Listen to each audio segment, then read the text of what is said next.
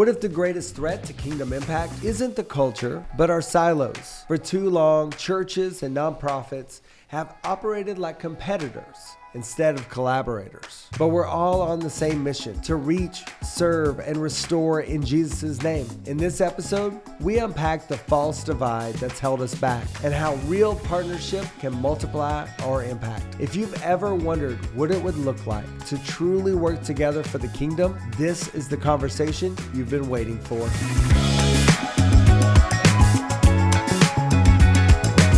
Hello, friends. Here we are with another episode of the Next Sunday podcast.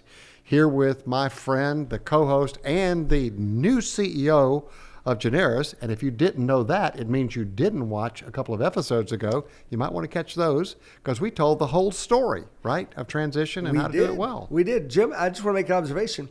It's okay to call me friend because we are friends, but you just addressed everyone like they're all our friends. I don't know if they all like you, Jim. I don't know if that's true.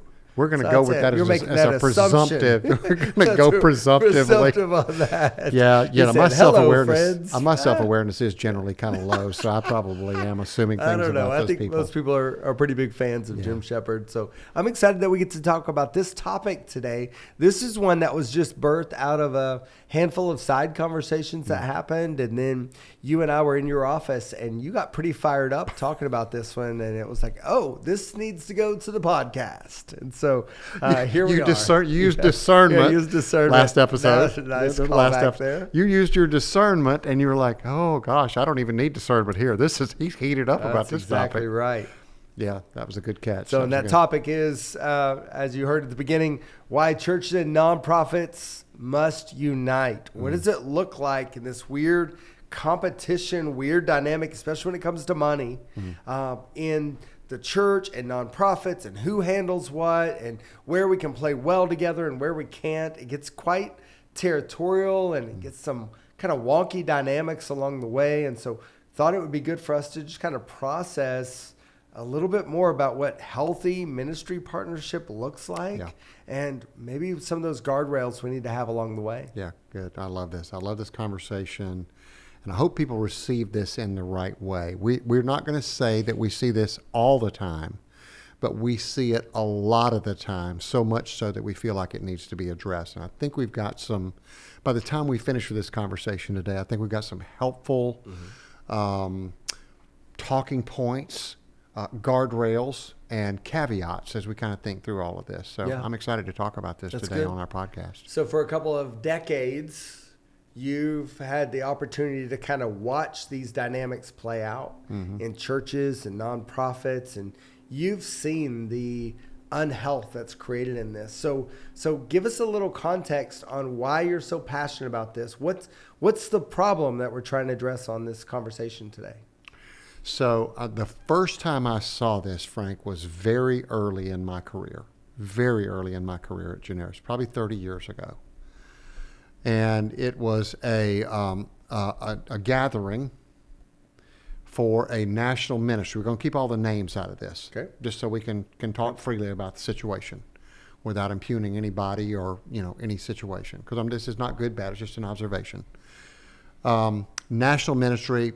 I think pretty much everybody would know who I was talking about if I called the name of them. The head of that ministry called together a significant group of pastors who were kind of in his circle of influence. And the idea was that we're going to need to develop some new funding. We've had some of the same donors over and over and over again, and we're going to need to find some new donors. And I'm asking you, as the pastors of some of these influential churches, would you help us to find some of those donors? And I was there helping that national ministry organization. So I was kind of, I was at the back at the snack and beverage table, and there were 3 or 4 of the very, very influential pastors back there. And the conversation I heard was something like this: is like, man, I know he needs help, but I can't give him names out of my congregation. I'm going to need those names for my own ministry. And I flagged that as soon as it happened. Yeah. As soon as it happened. Maybe not in the same way we're going to talk today. But I was early enough in my career, I was like, that doesn't feel right. Right. That was the first time I saw it, and I've seen it way too many times since then. It's primarily over the money conversation. Yeah. It's primarily over who the donors and givers are. Yeah. Can we share those and both of us win? Yeah. Can we share those and both of us win? And so what's happened is from that day and then all the times I've seen it since then, my discontent has just grown over this topic. Mm-hmm. And I just continually ask myself, why does it have to be this way? Do you think it's because there's an infinite number of needs out there? And so do you think it's because pastors are looking ahead going, man, this could be a can of worms, and my givers in my church only have a certain capacity. And so, man, if I encourage that, and this is sponsoring children or whatever, and this is doing disaster relief, and then there's this need over in Africa, and then there's this missionary and all of this stuff. Is it a scarcity mindset? Is it a, oh my gosh, I can't open up this can of worms? Is it territorial? Do you see one kind of thing that elevates to the top, or is it all those things somehow bundled together? What's the issue? I think it's all of those at some point in time, but I think scarcity mindset is the one that I would pin it on the most. Yeah. That seems to be the most prevalent factor. And the givers, the donors that we're talking about, Frank, they tend to be the higher capacity givers. That's the ones we're talking about, who do have the ability to give to multiple things without really shorting any one of them. Yeah. Right? And that's what's so frustrating is to just like, Pastor, if he gives $100,000 over here to this other ministry, whoever it is, I hope you're not sitting there thinking that's money that you would have gotten if he hadn't given it there. Yeah.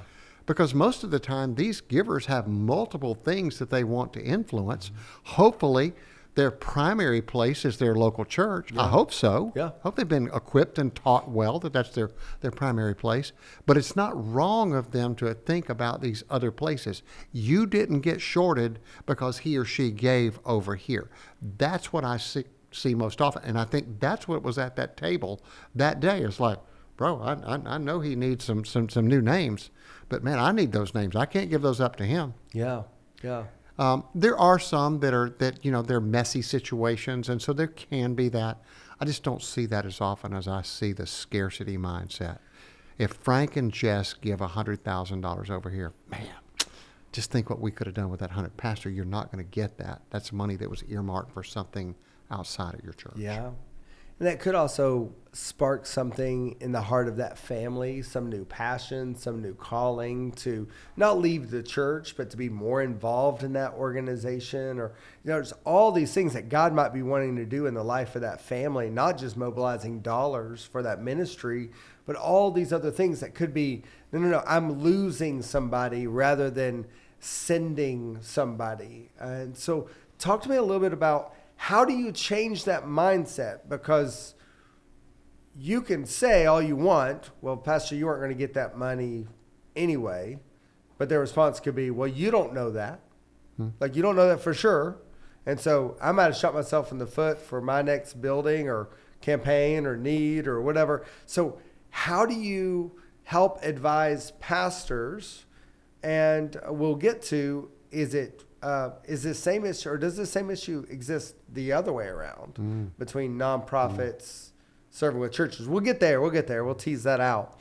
But how do you start to unlock or open that up or get comfortable with the idea that these aren't my people, my way? They've got to give through my ministry or our ministry and not through some other nonprofit. Great question. It's layered, so let me back the tape up a little bit and kind of build the case toward that. Most, if not all, people know what they want to do with their money when they're giving it away. It used to be that I would say that about high-capacity givers. I think it's really givers at almost all levels now. They know what they want to do with their money. Nancy and I know what we're trying to accomplish with our money, right? We're fortunate that we belong to a church where we can do, where most of what we want to do with our money, we can do it through my church, right? So international justice is one of our priorities. Well, my church has a big commitment to international justice, and I can do it there. We love church planting. We're a church planting church. I can do that through my church. I mean, there's varied things. So my church is kind of like a mutual fund. Yeah. Right? I'm not just buying a stock, a high-tech stock. I'm buying a whole bundle of stocks. Yeah. Right? Think of it that way. So people know what they want to do with their money. All right, so that's number one. For most churches, people can't do what they want to do with their money through that church. Wow. Okay. And I'm talking about God-fearing, kingdom-minded people. These are not people who are slackers, and I'm talking about people who are really committed. Yeah. So think about that. They know what they want to do with it, and the things that they want to do with their money, some of it they can't do it through their church. So they have to find other places. Kingdom, good, godly, well-run kingdom nonprofits. Yeah. And if pastors just understood that part, that would free them up. Yeah. Right? And you can say, well, Jim, you don't know. Actually, I don't know 100%, but I know with a fair degree of confidence that's not money you were going to get. Yeah. For this reason right here. Yep. The thing that they're trying to do with their money, that's something that they want to do that you're not doing.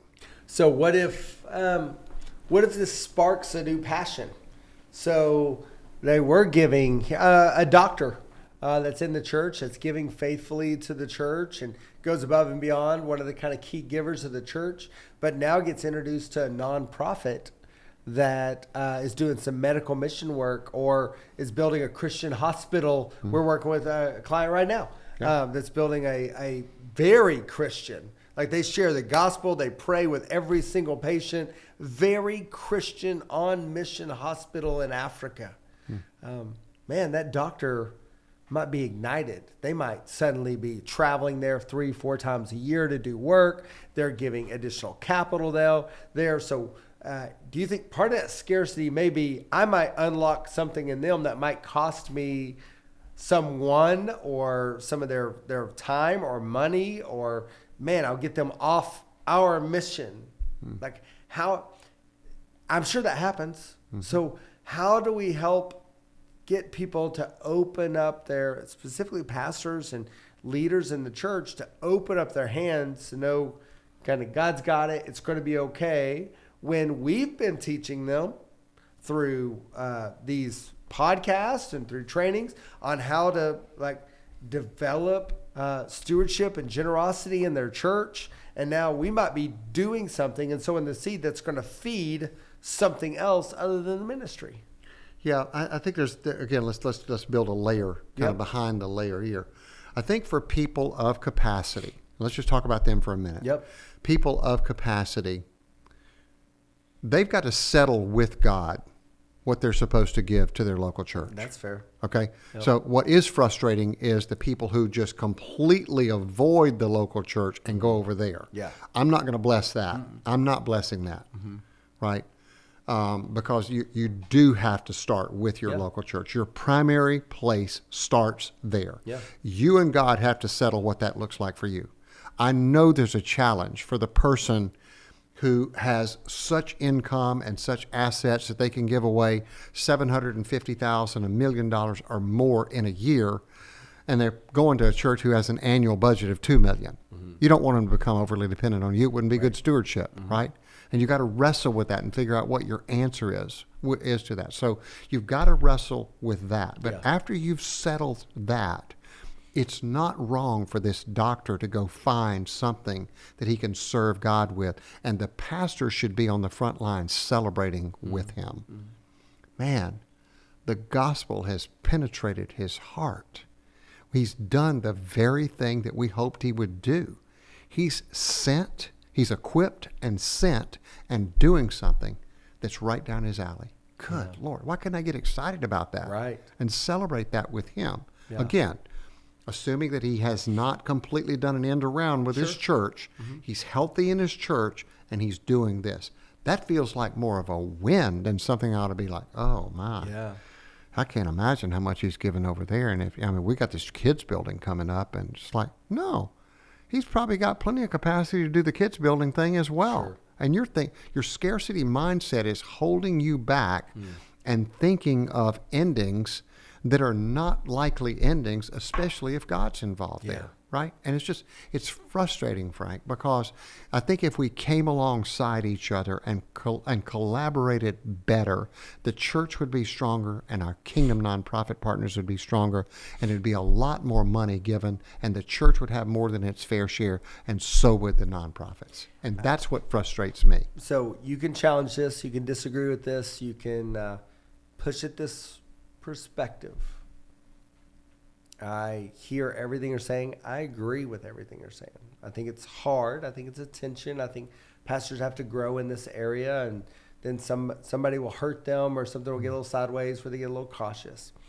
I will say my experience as a pastor and leader in churches has been when I've felt like I have helped nonprofits and sent people out to them and like done my announcement or made an introduction, other than maybe a quick high five, I never get a report back or I don't hear it from the other side. So the NPO's not reach out to me a year later and be like, man, you introduced me to Dr. So-and-so.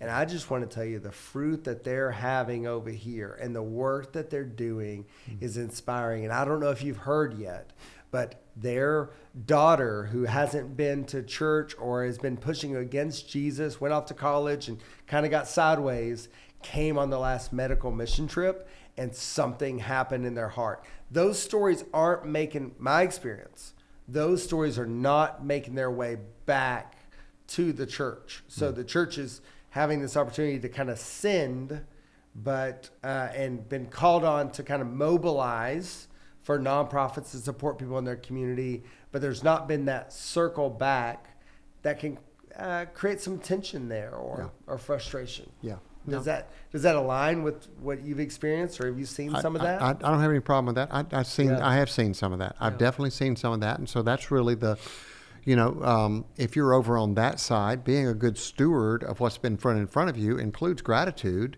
And acknowledging back to the person who made the report, it's like, hey, thank you so much. Yeah. And oh, by the way, here's what happened. Yeah.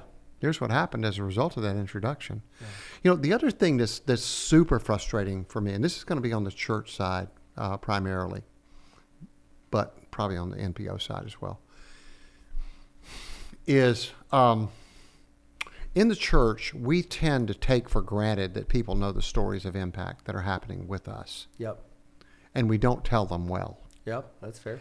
And we get mad when Jim and Nancy give to a nonprofit that told amazing stories of what could happen if they gave over here. You follow where I'm going with this? And when I hear that, I was just like, Pastor, two things. First of all, they'll always be able to make a better case than you do. That's all they do. Right. Their very survival depends on telling compelling, urgent, emotional stories that tug at your heart and say, I want to be a part of solving that. Yeah. I want to solve that right there. That's really good. Right? And meanwhile, the church is over here having all these amazing results with some of its ministry partners or outreach or whatever it does. And we go weeks and weeks and weeks and never say a word about it in our church. We don't have a right to be upset about that if we're not telling those stories on a regular basis. And my favorite time, that would be a great place in the giving moment on Sunday morning. Hey, friends, this morning, we've got a really simple lead into our giving moment. This is a story of what happens when you give here. I'd love for you to see this morning, right? Jim, I love that. At my church, home church Roswell, we once a month, I think you know this, we don't do traditional worship services on a Sunday morning. Yep. It's kind of unorthodox. Yep. Not kind of, it's a lot unorthodox. But we work with a bunch of outreach partners. Yep. And they come in and we mobilize all of our church to serve those outreach partners. One of the things that I think is unique, I'll say unique and special, is that the relationship we have with the outreach partners that come into our building and we do work with is deep.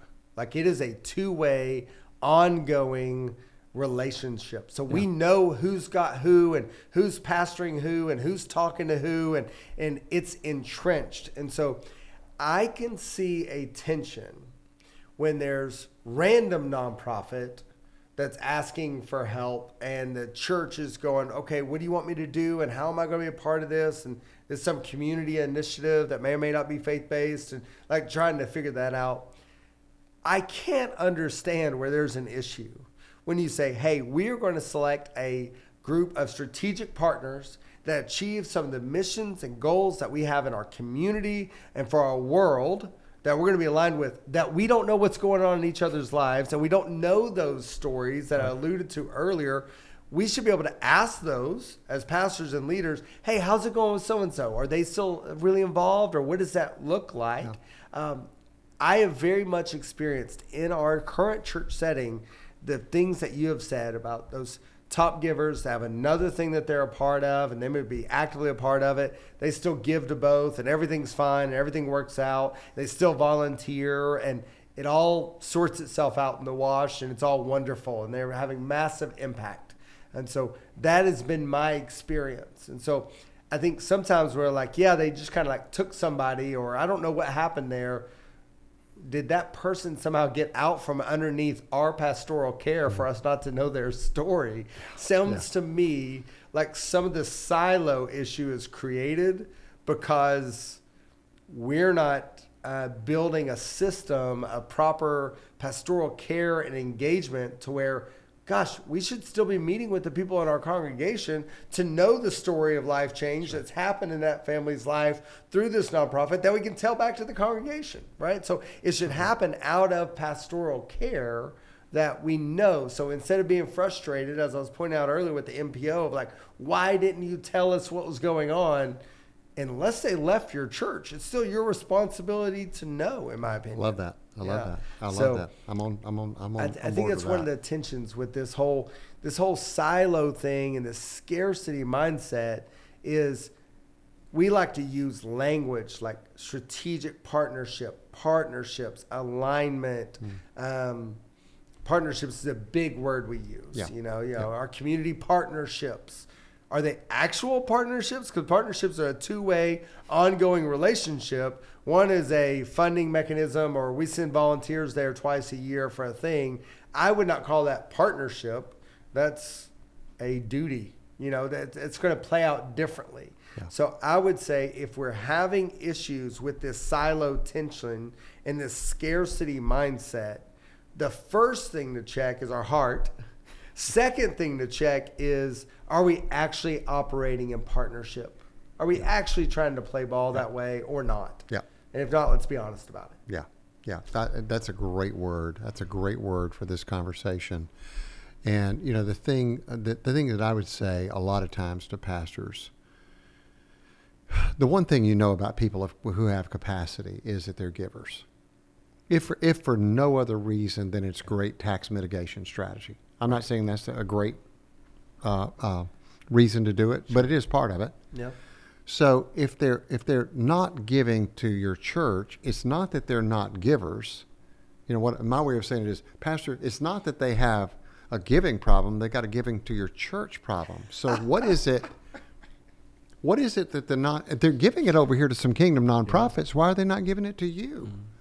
And you got to solve that, you know, and that's an indication that what you're saying, your messaging about giving in your local church is off point in some way, or you haven't reached them. So there's no reason for you to be frustrated with them giving over here if you haven't solved the why aren't they giving here in your church. That's right. And I do believe that's going to be primary. I'm not going to comment on, you know, how much you should give. There's a lot. That's like baptism. Yep. There are different viewpoints on that in the church. I have mine. Mm-hmm. That's not the point of this conversation to make that point. Yep. The point is to try to tear down these silos, this limited thinking, and to push the power of collaboration that produces a greater 1 + 1 than the 2 or the 1.5 that you think it creates when somebody makes a big gift beyond your church. You should get excited when a couple decides to endow a chair at their alma mater with a $2 million gift out of gratitude for what it did for them to give them the ability to have a great job and a great vocation and a great career and to give a little something back. I'm saying that intentionally because it's okay if they do something like, now, you know, you don't want them to give to something that would be, you know, inconsistent with the gospel, but thanking the institution and giving them a gift, you should be excited about it. Yeah. Jim, Nancy, I'd love to hear the God story behind that. Yeah. I'd love to celebrate that with you, as opposed to, oh my gosh, we got this children's building coming up. There goes my lead gift. Yeah. Lead gift, which tends to be the thought process for way too many leaders. Not all of them, but for way too many leaders. That's that silo that I'm talking about.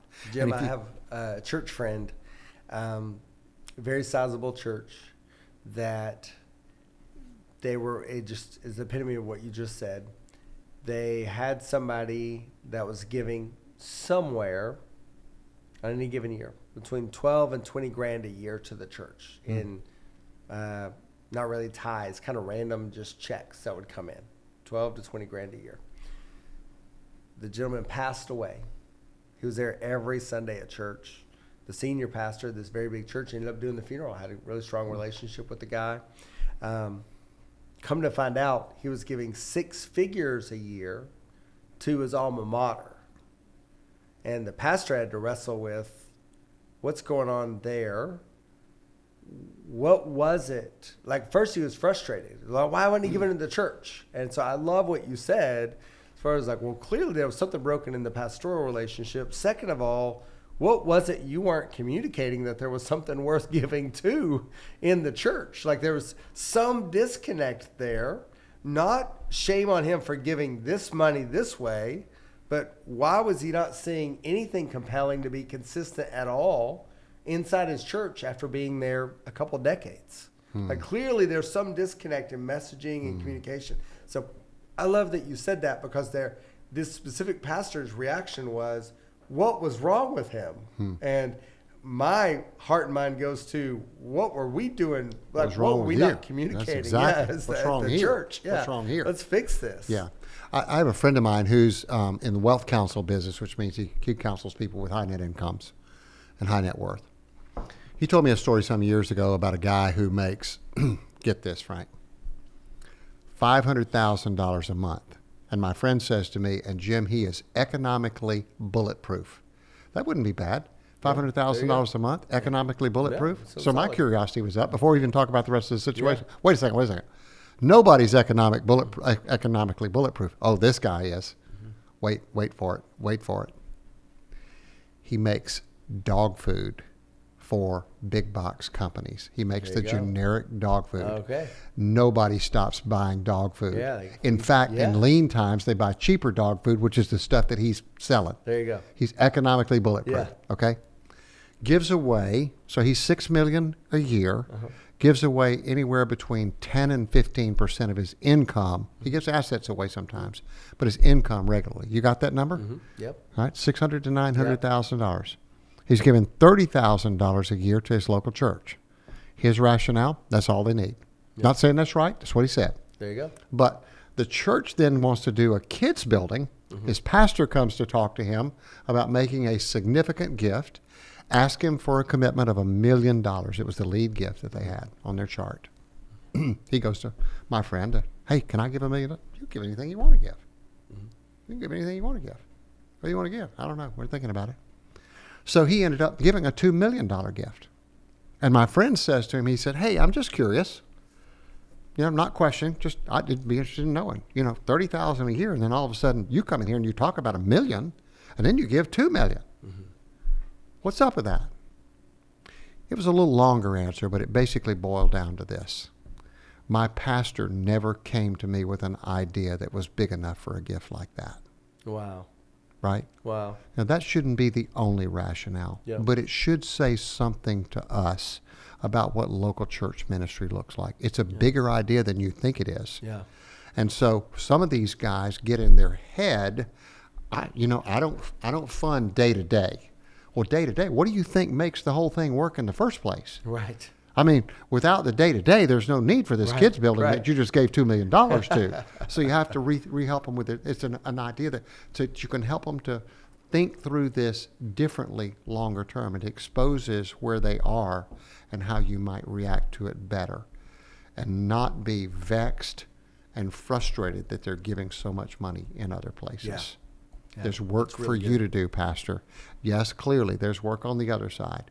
And for the nonprofits, You know, I don't see it as often, but I do see the nonprofits kind of guarding their donors sometimes and not wanting the church. Well, the church doesn't need to know how much he gave over here. Yeah. It actually is discoverable, not that you'd go looking for it, but it is discoverable on a 990. But they're protected. And so it's just this whole idea, why do we need to have this wall? Yeah. Now, the church is the future, the hope of the world. It is the thing that Jesus spoke to Peter about at Caesarea Philippi. That's right. But nonprofits have their place in the kingdom as well. Absolutely. And we could and should support them and be collaborative. We tend to be collaborative until the point that one of our people wants to make a large gift to them. Wow. And that's where the tension comes in. Wow. And I love that you've said that word several times, Frank. This is a tension. Yeah. And it's a tension to be managed and at some point, hopefully, to be overcome. Yeah. So we can tear down the silos and see more collaboration and less competition. Man, that's really good. I love that. Yeah. Well, guys, you've listened to another episode of the Next Sunday podcast. I hope you found this really helpful and thought-provoking. We'll see you again very soon. The wall between churches and kingdom nonprofits isn't biblical, it's cultural. Tearing it down isn't just a nice idea, it's essential for kingdom effectiveness. When we collaborate, we don't compete. We actually complete each other's mission. Let's stop building walls and start building bridges, because the kingdom is too important for us to go it alone.